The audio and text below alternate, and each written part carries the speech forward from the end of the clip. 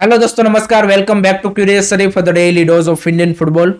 तो सबसे पहले बात करनी है सुप्रीम कोर्ट में जो एएफएफ का न्यू कॉन्स्टिट्यूशन का केस चल रहा है, उसकी कल 16 अप्रैल को हियरिंग थी। एंड उसमें जो ड्राफ्ट कॉन्स्टिट्यूशन है उसके कुछ क्लोजेस के ऊपर AFF, FSDL and state affairs ने ऑब्जेक्शन रेस किए हैं, जो कि काफ़ी इंपॉर्टेंट ऑब्जेक्शन है, जिससे भी इंडियन फुटबॉल के स्ट्रक्चर को काफ़ी ज़्यादा इंपैक्ट हो रहा है। तो सबसे पहला ऑब्जेक्शन रेस किया गया है फ्रॉम विफा साइड। तो ड्राफ्ट कॉन्स्टिट्यूशन में एक क्लोज रखा गया है कि जो आपकी करंट एएफएफ की रिजिम है कल्याण चौबे वाली, उनको यहाँ पे अगर नया ड्राफ्ट कॉन्स्टिट्यूशन आपका एडॉप्ट हो भी जाता है तब भी उनको उनका टेन्योर कंप्लीट करने दिया जाए एंड उसके बाद फ्रेश सिलेक्शन हो। यानी कि सितंबर 2022 में ये लोग अपॉइंट हुए थे, 4 साल का उनका टेन्योर होता है, तो सितंबर 2026 में इलेक्शन होना चाहिए, ऐसा ड्राफ्ट कॉन्स्टिट्यूशन में मेंशन है। बट विफा ने यहाँ पे डिमांड की है कि under the FIFA normalization committee, यहाँ पे जैसे ही आपका न्यू कॉन्स्टिट्यूशन एडॉप्ट हो after the supreme court's final verdict, तो तुरंत यहाँ पे फ्रेश इलेक्शन होने चाहिए, जो कि मेरे हिसाब से सही ऑब्जेक्शन उनकी ओर से रखा गया है।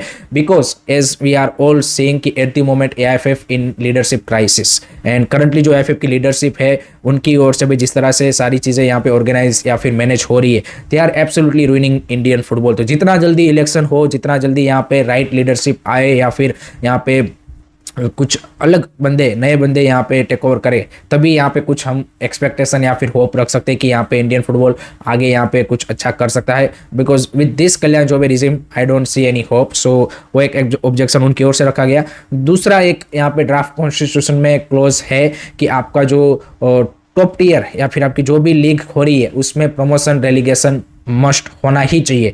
तो इसको यहाँ पे ओपोज किया है एफएसडीएल ने। उन्होंने बोला है कि ये जो प्रमोशन रेलीगेशन वाला क्लोज है कॉन्स्टिट्यूशन में, उसको वहां से हटा के ये पावर देना चाहिए एएफएफ की इलेक्टेड बॉडी यानी कि एक्सको कमेटी को। तो वो मेरे को लगता है कि अगर आप स्पोर्टिंग मेरिट से देखेंगे तो that's not a right thing. Because no doubt अगर आप इलेक्टेड बॉडी को भी दे देते हो तब भी हम सबको पता है कि भाई एएफएफ वो चीज़ नहीं करेगी due to the you can say कि pressure of clubs and maybe organisers. तो उससे अच्छा है भाई वो अगर आप कॉन्स्टिट्यूशन में होगा तो उनको करना ही पड़ेगा। नो डाउट एफएसडीएल का भी कंसर्न यहाँ पे सही है। It's not only FSDL concern, obviously ISL club का भी वो कंसर्न है कि यहाँ पे promotion relegation at the moment viable नहीं है in terms of the financial perspective से। अगर हम देखें स्पोर्टिंग मेरिट से तो होना ही चाहिए कि आपकी लीग को कंपिटेटिव बनाने के लिए। बट यहाँ पे जो आईएसएल क्लब है वो अगर मान लीजिए कि आई लीग में रेलीगेट होते हैं तो जिस तरह से आई लीग एंड आईएसएल का प्रोफेशनलिज्म का डिफरेंस है, या फिर जिस तरह से दोनों लीगें ऑर्गेनाइज होती है, जिस तरह से स्पॉन्सरशिप यहाँ पे यू कैन से कि अट्रैक्ट करने में दिक्कत आएगी, सारी चीज़ें यहाँ पे financial there are lot of issues की जिसके चलते ISL club at the moment relegation के फेवर में नहीं है। तो वो एक पॉइंट उन्होंने रखा है।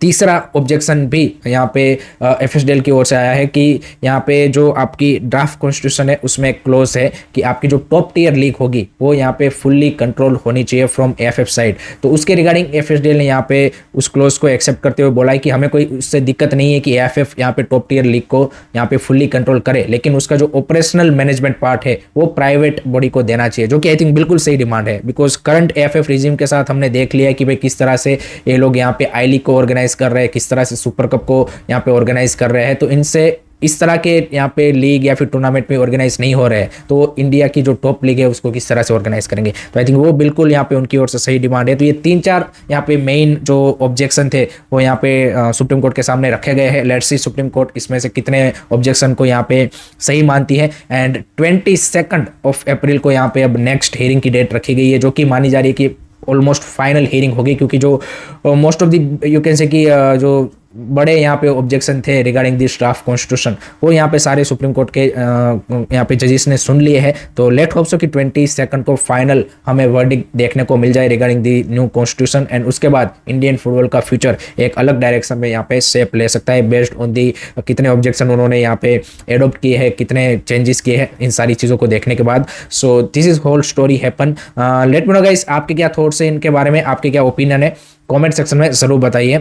नेक्स्ट बात करनी है इंडिया की जो एएफसी स्पोर्ट है इन एएफसी चैंपियंस लीग 2, वो यहाँ पे खतरे में पड़ चुके हैं आफ्टर यस्टरडेज 2 इंपॉर्टेंट रिजल्ट। तो सबसे पहले तो भाई कल एएफसी चैलेंज लीग में अरकादाग ने भाई अल अरबी एससी जो कुवैती क्लब है उनको रिटर्न लेग में भाई 3-0 से हरा के फाइनल में अपनी जगह पक्की कर ली है एएफसी चैलेंज लीग के। यहाँ पे Arkadag as we all know Turkmenistan club जो ईस्ट बंगाल के सामने खेला था, जबरदस्त परफॉर्मेंस उन्होंने दी है। एंड उसी के साथ तुर्कमेनिस्तान की जो एएफसी क्लब रैंकिंग है उसमें यहाँ पे 11th पोजीशन पे है, बट उनको 1 पॉइंट की बढ़ोतरी हुई है। इंडिया यहाँ पे सिर्फ 0.97 से बच गया है। अदरवाइज अगर वो टेक ओवर कर जाते तो हमें 2026-27 सीजन से जो ACL 2 का एक डायरेक्ट स्पॉट मिल रहा था यहाँ पे ग्रुप स्टेज वाला, वो नहीं मिलता, but we were lucky. But this is you can say कि alarming situation for our clubs कि भाई नेक्स्ट सीजन हमें AFC में कैसे भी करके अच्छा करना है, otherwise Turkmenistan club will Turkmenistan all over you can say कि take over India and 10th position पे वो आ जाएंगे। But great performance from Arkadag side and वो फाइनल में यहाँ पे मान लीजिए कि अगर चैलेंज लीग जीतते हैं देन में 3 क्लब तुर्कमेनिस्तान के आपको AFC कॉम्पिटिशन में देखने को मिलेंगे। That's a great achievement. And Turkmenistan की भाई यहाँ पे जो ये अरकादाक क्लब है उसमें सारे player, most of the player उनके ऐसे है कि जो उनके यहाँ के मतलब नेशनल टीम या फिर उनके लोकल प्लेयर है। ऐसा नहीं कि भाई फॉरेनर्स को यहाँ पे लाके वो AFC चैलेंज लीग में अच्छा कर रहे हैं। सो आई थिंक इंडियन क्लबों को ये देखना चाहिए कि चैलेंज लीग ऐसा कॉम्पिटिशन है कि जहाँ पे Indian clubs ISL clubs has to do well and has to reach semi-final, final regularly.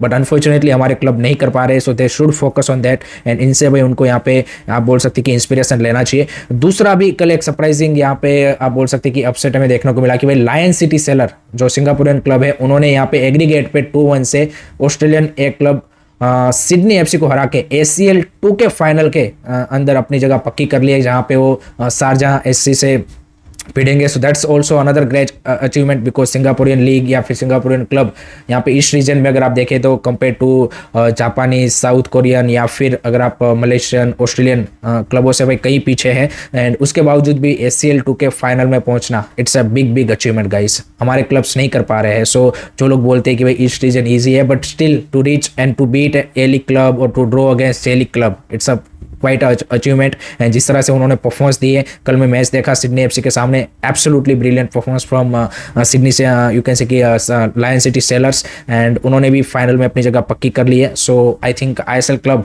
Need to more prioritise AFC competition, ताकि जो इंडिया की वहाँ पे ये जो स्पोर्ट्स है एंड इंडियन क्लबों को हम जो ACL एलिट में देखना चाहते हैं वो भी तभी पॉसिबल है कि जब हमारे club ACL 2 and AFC challenge league में रेगुलरली सेमीफाइनल, फाइनल इस तरह की यहाँ पे फिनिशिंग सीजन बाय सीजन यहाँ पे करेंगे, देन हमारी रैंकिंग इंप्रूव होगी and then we might get a that ACL elite sport. अगर हम यहाँ पे वेस्ट रीजन में टॉप 6 में आते हैं तो दोज आर दी अपडेट्स। अभी तो इंडिया एट द मोमेंट बच गया है 0.97 से, बट नेक्स्ट सीजन अगर हमारी परफॉर्मेंस ऐसी रही हमारे क्लबों की AFC कॉम्पिटिशन में देन वो स्पोर्ट चला जाएगा। So that is the story. आपके क्या थॉट्स है डेफिनेटली भाई कमेंट सेक्शन में शेयर जरूर कीजिएगा। नेक्स्ट बात करनी है ईस्ट बंगाल के बारे में। तो भाई क्लिंटन सिल्वा ने ईस्ट बंगाल के साथ म्यूचुअली पार्टेड वेज कर लिया है एज एक्सपेक्टेड। जैसे मैंने कल आपको बताया था कि चेन्नई FC के सामने जो प्रैक्टिस मैच वो खेल रहे थे उसके दौरान यहाँ पे उनके head coach Oscar Bruzon and Clinton Silva के बीच में एक हीटेड आर्ग्यूमेंट हुई एंड वो आधे ही मैच में यहाँ पे मैच छोड़ के चले गए थे। तो उसके बाद यहाँ पे क्लब ने उनके साथ यहाँ पे कॉन्ट्रैक्ट टर्मिनेट करने का डिसीजन बना लिया है and he leaves East Bengal. No doubt he contributed whenever he played for East Bengal, but पिछले 1-2 सीजन से आप बोल सकते कि उनकी परफॉर्मेंस उतनी यहाँ पे सॉलिड नहीं थी, बट उससे पहले is been really brilliant. And उनके रिप्लेसमेंट के तौर पे भी अब यहाँ पे लिंकअप रूमर्स आने वाले आ चुके हैं, जिसमें यहाँ पे रॉबसन रोबिन्यो 29 ईयर ओल्ड ब्राजीलियन जो कि पास्ट में वसुंधरा किंग्स के लिए खेल चुके हैं अंडर ऑस्कार ब्रूजोन, उनका नाम यहाँ पे लिंकअप हो रहा है उनके रिप्लेसमेंट के तौर पे। I think it would be a great signing. Eight the moment वो ब्राजीलियन लोअर लीग्स में खेल रहे हैं, बट अगर क्लिंटन सिल्वा का वो रिप्लेसमेंट देख रहे हैं then Robson Robinho another Brazilian would be a perfect choice. So let's see क्या ईस्ट बंगाल उस डील को पुल ऑफ कर पाती है कि नहीं कर पाती, वो देखना इंटरेस्टिंग रहेगा। नेक्स्ट बात करनी है बेंगलुरु FC के बारे में। तो उन्होंने अपनी सुपर कप के लिए जो स्क्वाड है उसका अनाउंसमेंट कर दिया है and it's a full fledge strong squad from the BFC side and as expected, because यहाँ पे उनके लिए भाई ये सीजन यहाँ पे जबरदस्त जा रहा है एंड डेफिनेटली वो चाहेंगे कि इस सीजन को एक टाइटल के साथ फिनिश किया जाए and great opportunity in super cup for them, because खबर ये आ रही कि भाई मोहन बगान अपनी B टीम यहाँ पे भेजेंगे जहाँ पे वास्तव रॉय यहाँ पे हेड कोच होंगे और जो यहाँ पे उनके RFDL के कोच थे वो उनके असिस्टेंट कोच होंगे। RFDL के कुछ प्लेयरों को भी सुपर कप में खिलाने का यहाँ पे खबरें आ रही है एंड उनके जो बेंच के प्लेयर है सोहेल भट्ट, अभिषेक सूर्यवंशी, इन सबको यहाँ पे मौका देने की यहाँ पे खबरें निकल के आ रही है। So from that point of view यहाँ पे BFC अगर एट द मोमेंट देखें तो one of the strong contender, because जबरदस्त सीजन उनका रहा है, ISL कप फाइनल खेल के आ रहे हैं and with this you can say strong squad they have a great opportunity to win the super cup and get a AFC spot. तो that would be a perfect ending और for the Zaragoza and for the BFC. So that's why why they going with the full strong squad in super cup. Last में बात करते हैं IWL में भाई एक बड़ा अपसेट यहाँ पे हमें देखने को मिला है। डिफेंडिंग चैंपियन ओडिशा एफसी भाई आईडब्ल्यूएल से रेलीगेट हो चुका है to IWL 2 with yesterday's loss against Sribhumi FC, जहाँ पे वो 3-0 से हार गए and that is a shocking downfall of Odisha FC. No doubt इस सीजन उनको काफी ज्यादा चैलेंजेस यहाँ पे on the field off the field झेलने पड़े कि जहाँ पे कुछ की प्लेयर स्टार्टिंग में इंजर्ड रहे, फिर उनके जो मोस्ट ऑफ दी यहाँ पे इंपोर्टेंट प्लेयर थे वो यहाँ पे क्लब छोड़ के ईस्ट बंगाल चले गए थे, फिर कुछ उनके प्लेयर टाइम पे रिलीज भी नहीं हुए, कुछ जो डिपार्टमेंटल टीमों में थे उनको बाद में यहाँ पे रिलीज मिला एंड उसके बाद में वो टीम के साथ जुड़े, बट फिर भी यहाँ पे डिफेंडिंग चैंपियन वो थे and to relegate into the IWL 2 it's a big downfall. And Crispin Chhetri भाई जो उनके कोच है वो नेशनल टीम के भी कोच है, सो उनके लिए भी I think this is not you can say कि great thing and fans are not happy obviously I think, क्योंकि relegate is too much. I think आपके कुछ की प्लेयर चले जाए या फिर सारी चीज़ आपके साथ सही नहीं हो रही है, बट उसके बावजूद भी अगर आप डिफेंडिंग चैंपियन हो तो आपसे ये तो एक्सपेक्टेशन रहती है कि एटलीस्ट आप भाई लीग में सर्वाइव कर जाओ, बट वो यहाँ पे रेलीगेट हो चुके हैं। That's the big downfall for Odisha women's team and let's see अब ओनर क्या फिर से इस ओडिशा एफसी की जो टीम है उसको आईडब्ल्यूएल 2 में यहाँ पे नेक्स्ट सीजन रिबिल्ड करके यहाँ पे आईडब्ल्यूएल की जर्नी तय कर पाते कि नहीं कर पाते, वो देखना काफी इंटरेस्टिंग होगा। So that's it from my side guys regarding today's Indian football news. I hope कि आपको पसंद आया होगा। Keep supporting Indian football. Don't forget to like, share, subscribe Curious Series. जय हिंद, जय भारत।